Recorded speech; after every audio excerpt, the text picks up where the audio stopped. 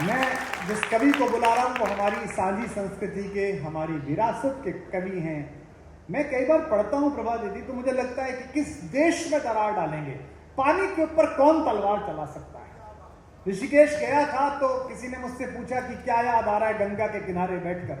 लोगों को लगा कि मुझे तुलसी याद आएंगे, लोगों को लगा मुझे केशव याद आएंगे, लोगों को लगा मुझे भवभूत या कालिदास याद आएंगे। मुझे बैरम खान का लड़का अब्दुल रहीम खान खाना याद आया। रहीम ने कहा, क्या बढ़िया संस्कृत का श्लोक रहीम का है, मैं मंच को समर्पित करता हूं साहित्यकारों को। ये कहते हैं हिंदू मुसलमान कौन लड़ाने की कोशिश कर रहा है, ये भारत का मुसलमान है, इसकी तहजीब वही है जो हिंदुस्तान की थी। उसने कहा, रहीम का श्लोक सुनिए कि मम तन वितरण समये, हे मां गंगा जब मेरे शरीर का वितरण करे। पहले तो यही बात भारतीय है, क्योंकि इस्लाम तो यह मानता है कि शरीर का वितरण होगा नहीं, कब्र में लेट के हश्र के दिन का इंतजार करेंगे और तब जो आपका निर्णय होगा। और सनातन धर्म यह मानता है कि शरीर का वितरण हो जाएगा, जला दिया जाएगा और बिखेर दिया जाएगा। रहीम कह रहा है मम तन वितरण समय, क्या कहता है, शंकर मौल मालिती माले, वह जो विष्णु के पैरों तक पहुंचती है और शंकर के जटाओं में मालती माला की तरह लपटी रहती है। हे गंगा मां, जब तू मेरे शरीर का वितरण करे, तो पहली बार कोई कवि कह रहा होगा, कहता है मुझे विष्णु का लोक मत देना, मुझे स्वर्ग मत देना, मुझे तू हरता दे न मैं हरिता, मुझे शंकर का लोक देना, क्योंकि मां मैं तुझे चरणों में नहीं तुझे सिर पर रखना चाहता हूं। ये रहीम का है। तो इस हॉल में बैठे हुए जितने भी लोग हैं, जो कल फेसबुक पर लिखेंगे, जो ट्विटर पर लिखेंगे, जो विमर्श का निर्माण करेंगे, उनकी जिम्मेदारी है कि राजनीति जो चाहे करे, मेरे रहते आपके रहते अगर इस देश में अलगाव की लपटों ने आग पकड़ी, धुआं पकड़ा, तेजी पकड़ी, तो वो राजनीति की सफलता है और मेरे आपकी असफलता है। इस हॉल में बैठे हुए लोगों की असफलता।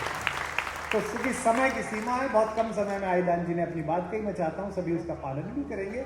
हमारे बीच इकराम भाई हैं जो हिंदी उर्दू के और इस सामूहिक चेतना के प्रतीक भी हैं और हम सबके बहुत प्रिय और आदरणीय हैं। मैं उनसे सादर अनुरोध करता हूं कि वे कृपापूर्वक अपना कविता पाठ करें। आप उनके स्वागत के लिए एक बार तालियां बजाकर उन्हें सुनिए। मंच पर उपस्थित मेरे सभी मेरे प्रिय कवि और सामने इतने प्रबुद्ध श्रोता, जोधपुर की जनता बहुत समझती है, शायरी में समझती है, कविता में समझती है। सबसे अच्छी बात तो ये है कि आज इस कवि सम्मेलन में कुमार विश्वास इसका संचालन कर रहे हैं। और ये जो विश्वास शब्द है दोस्तों, यही इस देश की आत्मा है। चाहे वो हिंदू मुसलमान की बात करे, चाहे वो कौम की बात करे, चाहे जाति की बात करे, सबसे पहले एक चार पंक्तियां भाई कुमार विश्वास के नाम से लेकर इस देश की चेतना को मैं आपके सामने पेश करता हूँ। मैं कहता हूँ कि धड़कता है सदा दिल में उसे आभास कहते हैं। वाह। धड़कता है सदा दिल में उसे आभास कहते हैं, खिला दे फूल बंजर में उसे मधुमास कहते हैं, जो पल में टूट सकता है उसे हम श्वास कहते हैं, और जो टूटे से नहीं टूटे उसे विश्वास कहते हैं।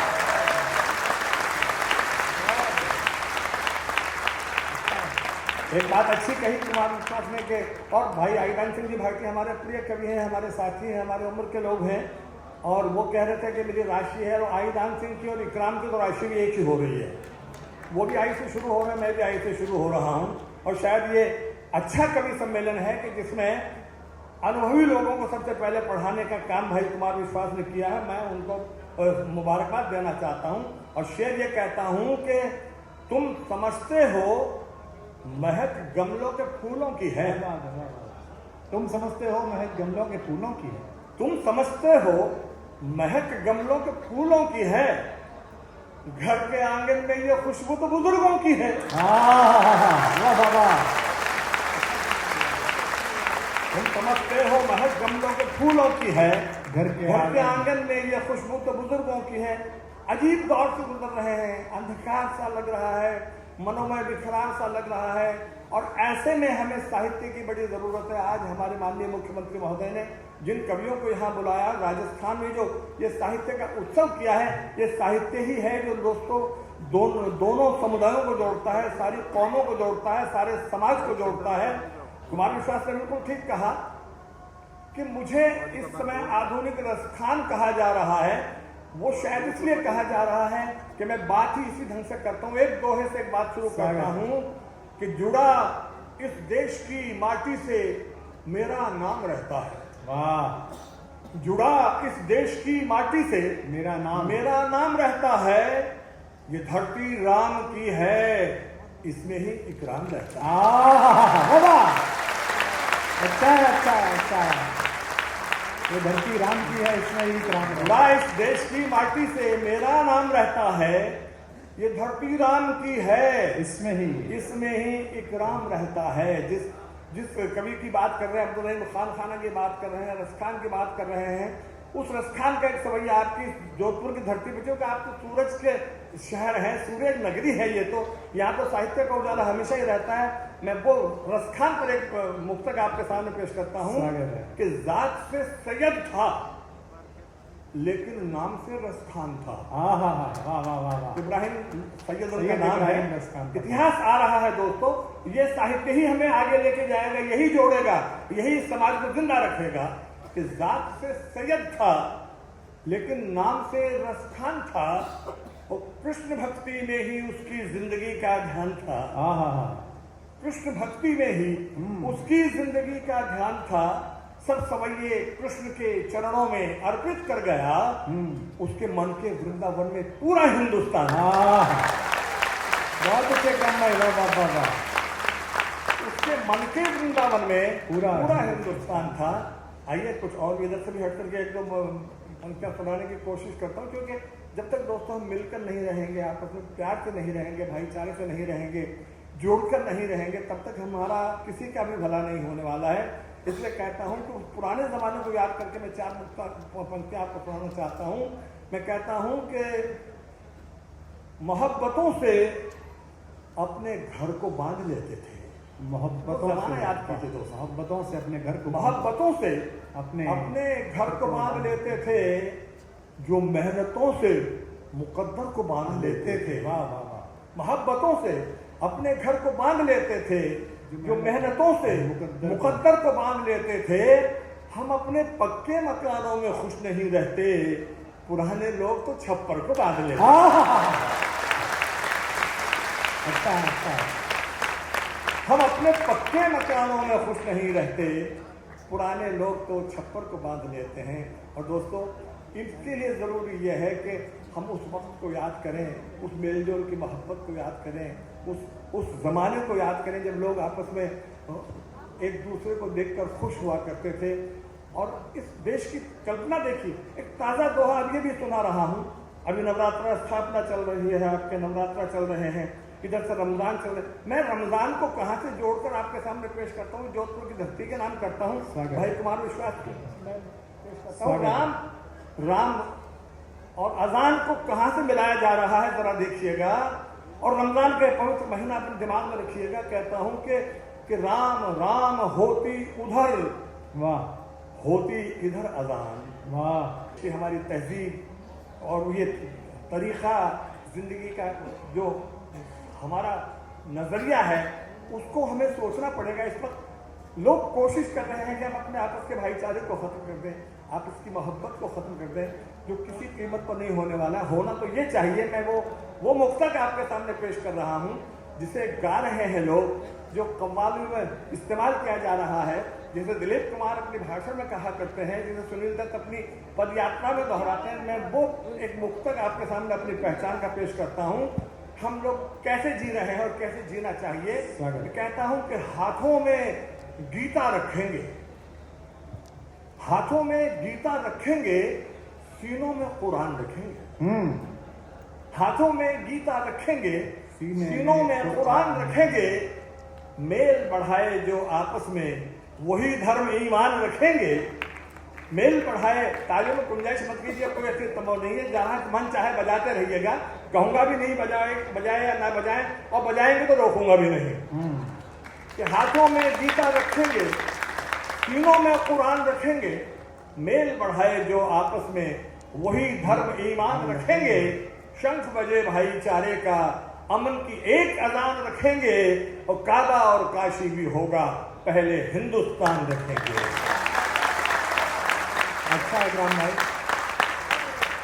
दोस्तों ये सारे फर्क मिटाकर सोचिएगा, अगर हिंदू को अपना धर्म अपना ज्ञान प्यारा है, अगर हिंदू को अपना धर्म अपना ज्ञान प्यारा है, अगर मुस्लिम को अपनी जान से भी ईमान प्यारा है, मगर ईमान की ये बात मैं ईमान से कहता, मुझे दुनिया में सबसे पहले हिंदुस्तान प्यारा है।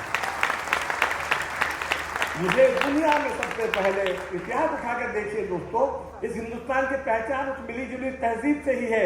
अभी भाई कुमार विश्वास बात कर रहे थे कि रहीम खान खाना लिख रहे हैं, सैयद रसलीन लिख रहे हैं, आपस में ये जबानें हमें अलग नहीं करती हैं, जबानें हमें जोड़ती हैं। अगर हिंदी जबान से आप इन लोगों को निकाल दें जो काम कर रहे हैं उर्दू जबान से, उर्दू हिंदी का कोई चक्कर ही नहीं है। एक नया अंदाज पेश करता हूँ, हम जबानों के चक्कर में क्यों पड़ रहे हैं। मैं कहता हूं कि चमन के पास से गुजरे तो खुशबू लगने लगती है। वाह। चमन के पास से गुजरे तो खुशबू लगने लगती है। मैं हिंदी ऐसे लिखता हूं कि उर्दू लगने लगती है। अच्छा है, अच्छा है, अच्छा है। चमन के पास से गुजरे तो खुशबू लगने लगती है। मैं हिंदी ऐसे लिखता हूं कि उर्दू लगने लगती है। एक और दो पंक्तियों का, जिसको आप उर्दू में मतला कह दीजिए, हिंदी में दो पंक्ति, इनसे कोई फर्क नहीं पड़ने वाला है। फर्क तब पड़ेगा जब आपके दिलों पर कोई बात असर करेगी। अगर अपना कहा हम खुद ही खुद समझे तो क्या समझे, मजा तो तब है जबकि हम कहें और दूसरा समझेगा। आज इस कवि सम्मेलन में पढ़ करके बहुत मजा आ रहा है, क्योंकि हम एक मकसद के लिए कवि सम्मेलन कर रहे हैं। इस वक्त देश को इस साहित्य की, इस विचार की, इसकी बड़ी जरूरत है। इतिहास उठाकर देखिए, तुलसी के संग रहीम की कहानी हो गई। अब्दुल रहीम खान खाना का जिक्र भाई कुमार विश्वास कर रहे हैं। तुलसी के संग रहीम की कहानी हो गई और राधा अमर रस खान की जबानी हो गई। तुलसी के संग रहीम की कहानी हो गई, राधा अमर रस खान की जबानी हो गई। उल्फत में बराबर है सब हिंदू या मुसलमान, एक ताज थी जो कृष्ण की दीवानी हो गई। हाँ, तो मुसलमान तुर्कानी पर हिंदवानी मैं रहूंगी मैं, नंद के लाल मैं कुर्बान तेरी सूरत पर। हो तो तुर्कानी पे ये कहां से आ रहा है ये जज्बा? ये है साहित्य जो हमें जोड़ता है, ये है वो जज्बात जो हमें एक रखते हैं। और इस देश में, ये देश जो बना है, देश की जो पहचान बनी है, वो साहित्य से ही बनी है। इसी साहित्य में जो लोगों ने लिखा, उसी से हिंदुस्तान का जो सांस्कृतिक पृष्ठभूमि बन रही है, वो हिंदुस्तान की पृष्ठभूमि यही है। हम सब मिलकर कहते हैं कि कबीरा, खुसरो, तुलसी, जायसी रसखान रखते हैं। बहुत अच्छे जी भाई। कबीरा, खुसरो, तुलसी, जायसी रसखान रखते हैं। भजन मीरा के मन में मीर का दीवान रखते हैं। कबीरा, खुसरो, तुलसी, जायसी, ये साहित्य का उत्सव हो रहा है, राजस्थान साहित्य उत्सव हो रहा है। इस साहित्य को समझने की जरूरत है कि कबीरा, खुसरो, तुलसी, जायसी रसखान रखते हैं।